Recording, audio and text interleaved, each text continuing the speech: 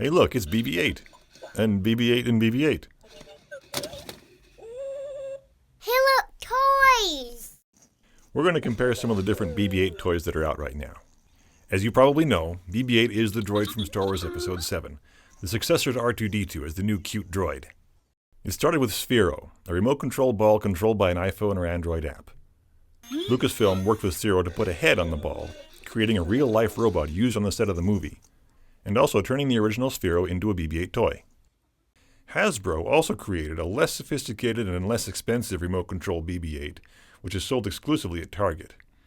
It's bigger and slower, and it has its own remote instead of requiring an app. There's also the Disney Store exclusive BB-8, which is motorized but not remote-controlled. I'll go into more detail later, but this is basically the budget option if you want a motorized BB-8 toy. Now with the Sphero BB-8, there's not much to the unboxing. You open it up and it's pretty much all there. You have the charging base with the cord, the body, and the head. The battery is already built in. Unboxing the Hasbro BB-8, when you open the box, you're greeted with the head in a plastic bag and the motor. It's a little less elegant than the Sphero packaging. When you take those out, you find the body and the remote and the instructions. There's an extra instruction sheet that repeats the key point of how to turn it on and off. Shake gently to turn it on. Hold it upside down for 2 seconds to turn it off.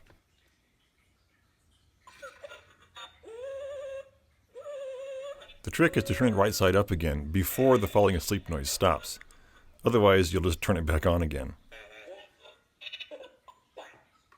The motor takes 4 AA batteries. Make sure you catch the 4th spot around the corner. As soon as you have all 4 batteries in place, it wakes up and makes some noise. Next, you place the motor inside one of the halves of the body, line up the triangles along the edges, and make sure the designs line up too, and then you turn it until it locks. Pop the head on, and it's done. The remote takes 2 AAA batteries.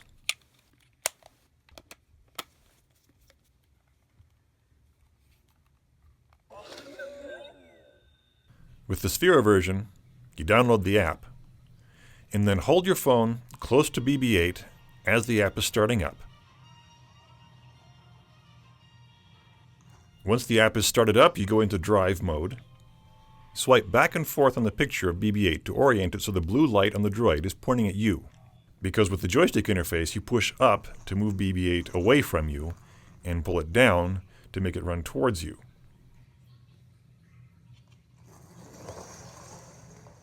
And it works like an analog joystick. The farther away from the center you move your finger, the faster it will go. The Sphero works best on hard, smooth surfaces. It tends to just get stuck on carpet. If the Sphero BB-8 hits an obstacle at full speed, sometimes the head can fall off. It's easy to put it back on. The magnets on the head are actually pretty strong. If you're very gentle, you can even pick it up by the head, which is not true of the Hasbro version. With the Disney one, the head isn't even detachable. The app also has a patrol mode, which basically means it wanders around and bumps into things. You'd like to think that it's learning to navigate the environment, but it's just not that sophisticated. It can't track its location well enough to do that, so it just bumps into things. It also tends to wander into obscure corners of the room and get stuck. There's also a set of buttons to make it perform specific actions, like yes, no, do a figure 8.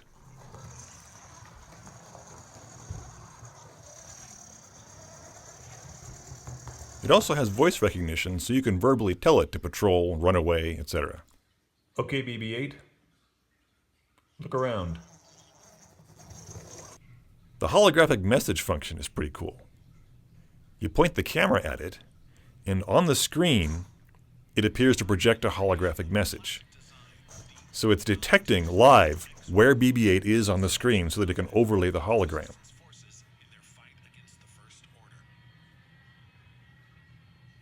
Sphero claims that their BB-8 has an adaptive personality that changes as you play.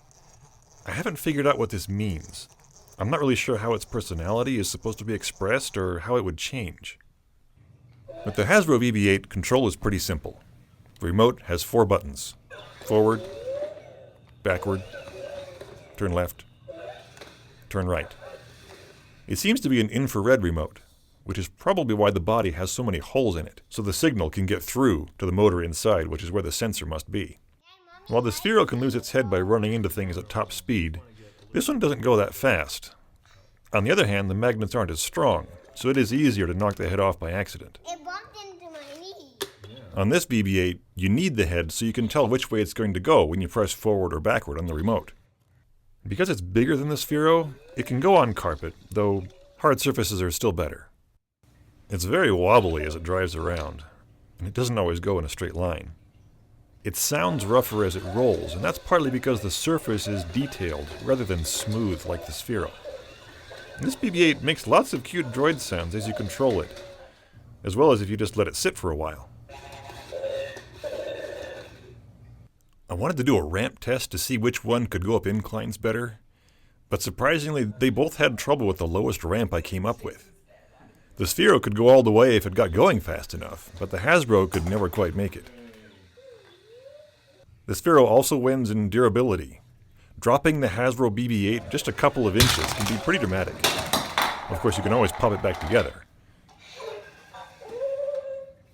Sphero will tend to lose its head, but other than that, it just keeps going.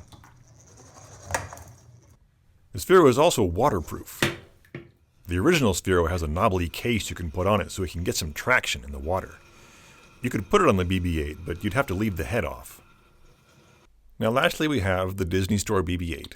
This one's nice and big, and it's probably the simplest option if you just want a BB-8 that rolls around. As I mentioned, it's not remote controlled. You either press the button on top, or put it into sound activated mode and make noises at it. Go! Oh, there it goes. It makes droid noises, 17 different noises according to the box, and turns its head. And there's a wheel on the bottom, so it can roll back and forth. This weird button on the front is its collision sensor, so it can back away from walls. Although it might not work if you happen to have baseboards. It didn't do any better than Hasbro on the ramp test, but it did have a particularly hard time going straight on those mats I used. It's more durable than the Hasbro version. It won't explode if you drop it. Plus it comes with the 4 AA batteries it needs. Now it's fairly heavy. It probably needs the extra weight to keep it upright, so it can be good for demolition. Now for batteries. The Sphero BB-8 recharges its battery on the charging base. Just make sure you have it right side up, and it will light up when you put it on. For Sphero, they claim up to about an hour of use on a full battery charge, which seems about right. It's supposed to take about 3 times as long to charge as it does to use it up, but I didn't thoroughly test the battery times. Sphero is not made to be opened. Remember, it's waterproof, so the battery is not replaceable. If the battery does die and doesn't recharge anymore, then you have the proverbial expensive paperweight. But in the research I've done, I haven't found any complaints about the longevity of the battery. So this seems to be mostly a theoretical complaint. The Hasbro BB-8 uses regular AA and AAA batteries. Disney just uses AA's. So you can potentially play with them longer at a time, and you don't have to worry about when the rechargeable battery might stop recharging for you. On the other hand, replacing the batteries is a hassle. It requires a screwdriver for both, and Hasbro didn't include any batteries. Price. The Sphero BB-8 is $150. It's available from Amazon or directly from Sphero.com. We get ours at Best Buy. You may see it for more at some places, but availability at the retail price has actually been pretty good. The Hasbro BB-8 is $80, and it's a Target exclusive. But with the durability issues, I'm actually tempted to say this is the more overpriced product.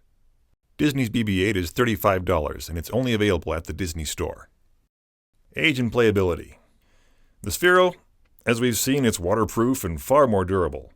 Patrol mode is fun to watch. It does have a choking hazard warning on it, which is presumably the head. The official age recommendation is 8 and up. I'd say mostly because the app is kind of sophisticated. On the Hasbro BB-8, the remote is much simpler, so kids can operate it, as long as they don't accidentally cover up the infrared transmitter. I think the idle droid noises in the built-in speaker can make it feel a little more engaging. There is a choking hazard warning, probably because the antennas could potentially break off. Officially, it's ages 4 and up, and our 4-year-old can more or less do it. In fact, our 2-year-old can hold the remote and press the buttons. The Disney BB-8 is the easiest to operate. You either press the big button on his head or make a noise. It's actually more fun than it looks. Even though it has just the one wheel to go forwards and backwards, if you get it wobbling right, it can do some fun moves. It has a choking hazard warning, just like the Hasbro toy. Officially, it's for ages 3 and up, but it's probably fine for any age as long as those antennas stay on. Some other notes: the Sphero is a little easier to control because it has variable speeds and a better sense of direction. The additional features in the app are definitely a plus. The induction charging base is really convenient. The Hasbro BB-8 can give you longer playtimes with fresh batteries, and for some people it's reassuring that the batteries are always replaceable. The Disney BB-8 is a good cheap option. It's less than half the cost of the Hasbro toy, and it still has some good play value. Plus, it's harder to bust it open. All in all, I'm going to call Sphero the winner.